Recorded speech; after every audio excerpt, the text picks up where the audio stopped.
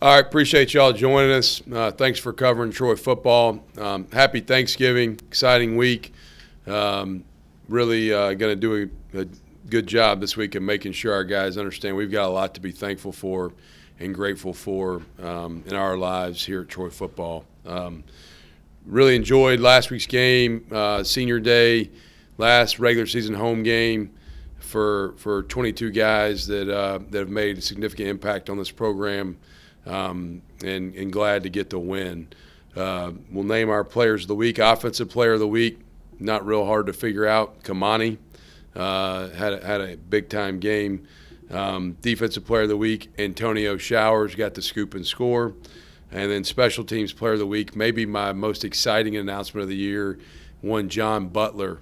John's a walk-on from Florida who has set the tone on our team with his attitude, his effort, his energy. He is about the right stuff, and very proud to see what he has helped our team do with his influence. The job takers of the week on defense, that award goes to Jacob Foster from Greenville, Alabama. The offensive job taker of the week goes to Tucker Kilcrease from Brantley.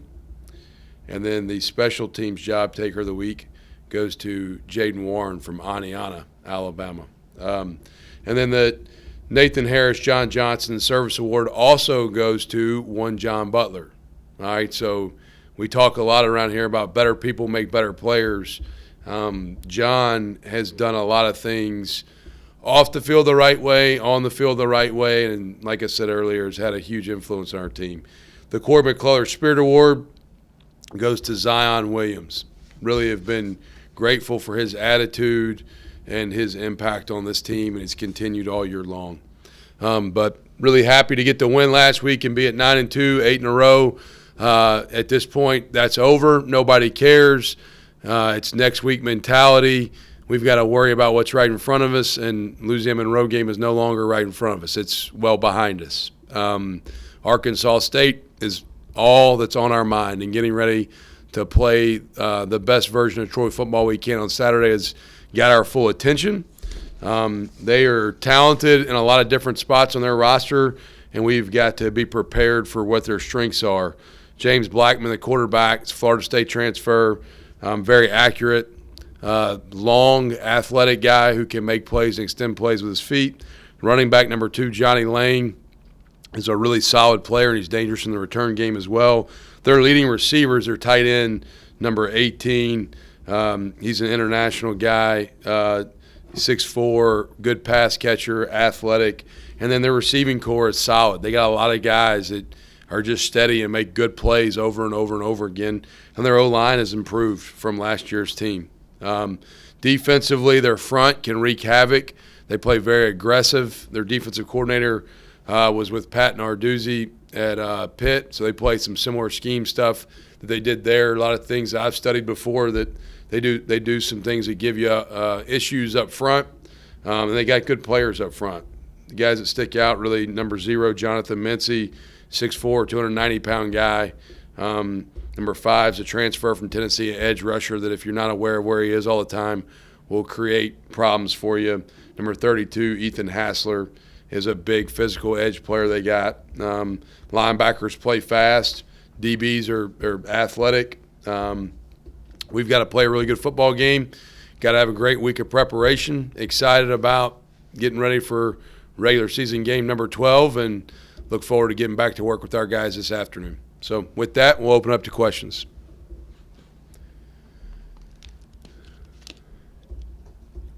Hey, John. It's John and Dothan. I think we're going to get a chance to talk to Brooks Bucci a little later today.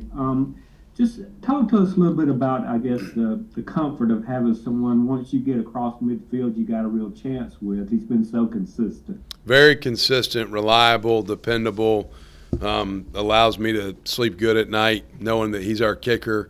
He's done a great job. I'll never forget, for as long as I live, the South Alabama game. He had to miss earlier in the game. That some of that was on the op piece as well. It wasn't all on him. And then later in the game, we got the ball on their 34-yard line, and I made about as maybe the slowest decision I've made since I've been a head coach on do we go for it or kick it, because it was a 4th and long. Was not sure I was comfortable kicking a 51-yarder. And then what ended up becoming what we call a Toro field goal, which is a running of the Bulls on the field, which is the big guys that are on the field goal team. Had to send Brooks out, kick it fast, banged it through on a 51-yarder. That gave us a little bit of breathing room in that game. Says a lot about him. He's very dependable, reliable. You wouldn't have known it by how he prepared and played, but the week of the Louisiana Lafayette game didn't really get to participate much until game day because he had the flu. I've tried not to make a big deal out of that going around, but we've been like last couple weeks, hadn't been as bad early this week so far, so hopefully we're out of it now. But there was a couple week window there where I felt like every other day our trainer Elias was giving me 3 new cases of flu, which was not a whole lot of fun. But Brooks has been awesome, very consistent. Proud of what he's accomplished. Gonna miss him dearly, but glad we get him for a few more games. And one more quick question for me. Y'all going to be together, obviously, on Thanksgiving. Any special plans for that day? Yeah, we've got some special plans all week. We'll do a couple of community service things this week. We did one yesterday. We'll do one post-practice today just to help some families in need here locally. And then we'll go about our normal week's preparation for the most part. Tuesday, Wednesday. Today will look a little different post-practice because we'll do one of those activities. Tuesday, Wednesday will be fairly normal. And then Thursday, as a team, we'll eat Thanksgiving together after practice. And then anybody that needs a place to go, they got my address, so they'll show up probably. Hey, Coach, it's Jamal in Montgomery. You mentioned Saturday sort of talking about the storied history that Troy football has. And part of that is competing for conference championships. And, you know, obviously with the win Saturday, you would clinch that spot there to play for that. So what's it mean to be back in this position, in this spot, you know, doing something that Troy's historically been doing for a long time? Yeah, it's a proud program with unbelievable history and tradition. A lot of that is what attracted me to come back to Troy. We have a chance still to do something that we haven't done here this week, and we've never clinched the side of a division in this conference yet, which has not occurred. So a chance to do something new and unique in that regard. But none of that matters right now really to me other than just getting prepared to play the game the right way. You know, I'm so focused at the task at hand of do what's right in front of you and be where your feet are. And we got to prepare each and every day the right way this week, the way we have most of the year.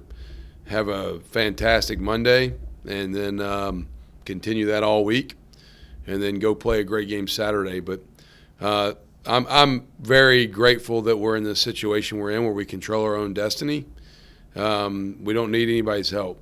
We are personally responsible for whatever outcome we get. It's our responsibility, and I think our guys understand that. And I'm grateful for their hard work and everything they've done to put us in this position as a team. I have no doubt that we will respect the game, our opponent, and the preparation it takes to play the game the right way come Saturday at 2 o'clock. And then just a quick follow-up from me. I don't know if you've crossed paths with Butch since, you know, you guys both spent some time in the SEC, but is there some familiarity there with him? You know, do you sort of know maybe what you might be able to expect to see from a Butch Jones team? Yeah, there is. I got a lot of respect for Butch. You know, very accomplished as a head coach. He's done a lot of great things. My interactions with him since joining this league as a head coach and being able to interact with him and be around him has been very neat to see, because as accomplished as he is, I'm a first-time head coach. He's been very kind and welcoming, and really has a sense of humility for someone who's accomplished as much as he has. I've known him surfacey maybe more than till I got this job. Have a lot of friends that worked with him at Tennessee and some other places. A lot of guys that worked with him at Alabama that I know well. But the more I've gotten to know him since being in this league, at head coach meetings and things like that, really great respect for him. I think he's a really quality guy. I've enjoyed getting to know him better. And I think what I respect most about him is through all that he's accomplished, he's got great humility and is very engaging and welcoming and kind. Hey, Coach, I know it's still very early, obviously, but how's Carlton doing? He's good. I think he looked good today, according to Elias. We haven't practiced yet. He saw the doctors this morning. I think there's, a solid chance. I think it's early. Today's sort of a run-through day for us. It's not like full tilt, but it's not just a total walkthrough day.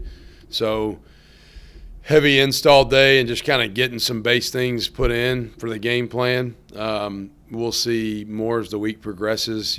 Like I said, everybody in this world, we're all day to day, but I think he in particular is. And if anybody can do it and will do it and wants to do it, it's Carlton Martial. So I've also told him this whole year, as he's been kind of dealing with a couple things here and there injury-wise, that he doesn't need to play for anyone other than him and his teammates. And if he's ready, great. And if he's not, that's also okay. We're next man up will be ready, and we want him to be in the best position to play to his standard while also not compromising his safety or health. But feel good about where he's at. Is there any changes or updates on Jabri or Jaden McDonald? Jabri is out this week. Jaden McDonald's out. Jabri, I think we could see at some point. I don't know if it would be, bowl game or whatever. Jaden's out for the year at this point. He's out. I just saw and talked to Jaden, and I just saw Jabri as well. I got both of them. We don't have class this week, but we're not doing academic work on a Monday at 10 a.m. So I saw both those guys, and they're both upstairs working on some schoolwork.